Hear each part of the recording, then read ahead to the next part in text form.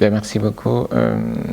En effet, ce livre est le fruit d'un travail de près de 3 ans de recherche, mais également d'une expérience professionnelle. Il aborde 2 points essentiels. C'est d'abord la gouvernance des entités du secteur parapluie dans le cadre du Sénégal en faisant un benchmark avec les autres pays, mais également toutes les politiques qui tournent autour de l'émergence, qui est aujourd'hui une grosse problématique pour le continent africain. Encadré par d'éminents professeurs de Montpellier, ce travail a pour objectif de faire un diagnostic, mais également de proposer des pistes de solutions.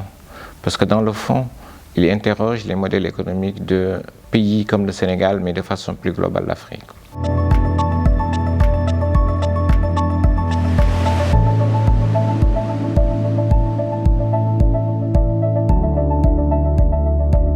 Mais les années de recherche, je pense qu'à la base, il y a eu un encadrement très sérieux, très serré, permanent, par les professeurs, en particulier le professeur Ben Slimane qui m'a accompagné pendant toute cette phase où j'ai travaillé dans le cadre de cette thèse de doctorat.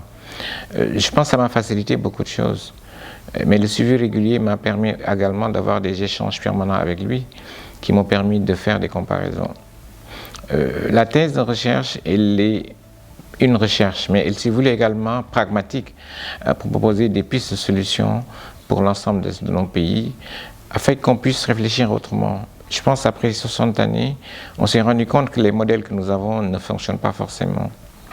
Mais 60 années ont permis également, ces 20 dernières années, de mettre en place ce qu'on appelle des entités du secteur parapublic qui justifient le titre de l'ouvrage. On a parlé d'agence d'exécution, mais le terme est beaucoup plus large, parce qu'on a voulu transférer des modèles de gouvernance du secteur privé dans le secteur public. Et on s'est rendu compte qu'après 20-30 ans, que les résultats escomptés dans un pays comme le Sénégal ne sont pas forcément atteints. Et tout ça, je pense que ce travail de recherche a permis d'approfondir et d'analyser autour de tous les angles.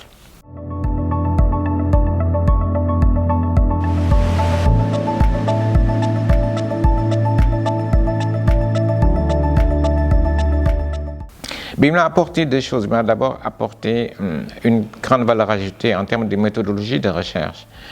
Mais l'interaction avec les différents doctorants, avec les professeurs, m'a aussi permis d'améliorer et d'être beaucoup plus pratique dans des recherches de solutions. Je pense que c'est les 2 points forts. Il y a d'abord que l'interaction avec les profs m'ont permis d'améliorer toutes les techniques, de les maîtriser de recherche documentaire, quantitative comme qualitative, mais l'interaction également avec les autres doctorants m'a apporté beaucoup de valeur ajoutée en termes d'échange avec les autres doctorants, parce qu'on n'est pas tous, on n'a pas tous le même profil académique, on a des gens qui viennent d'un peu partout, et je pense que ça, c'est une très très grande valeur ajoutée. J'encourage tous les cadres aujourd'hui de l'administration, du secteur privé, à regarder dans quelle mesure ils peuvent embrasser ce programme, qui est un programme très important, qui permet d'alléger nos occupations professionnelles, mais également la recherche. Je pense qu'aujourd'hui, les cadres africains doivent aller beaucoup plus loin dans ce qu'ils font, et je pense que l'Université Paul Valéry est une très bonne vitrine pour cela.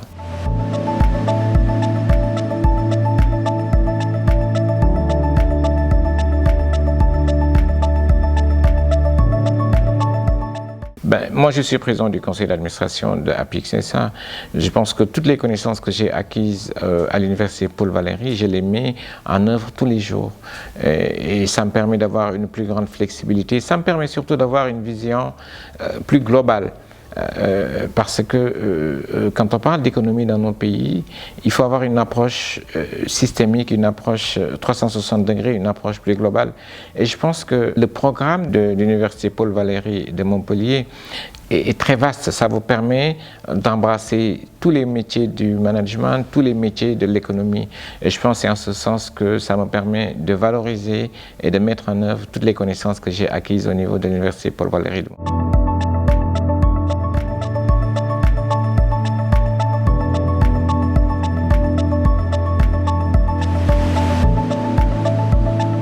Je l'ai dit tout à l'heure, je pense qu'il faut y aller.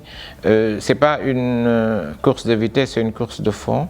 Je pense que ça permet d'enrichir. Et l'Afrique a besoin de compétences. Je dis toujours que le continent a beaucoup de ressources matérielles en général, mais ce qui nous manque, c'est les ressources humaines. Et je pense que c'est pour ça que j'encourage d'aller plus loin en faisant un doctorat. Mais j'ai dit encore une fois, ce n'est pas une course de vitesse, c'est une course de fond, c'est un marathon.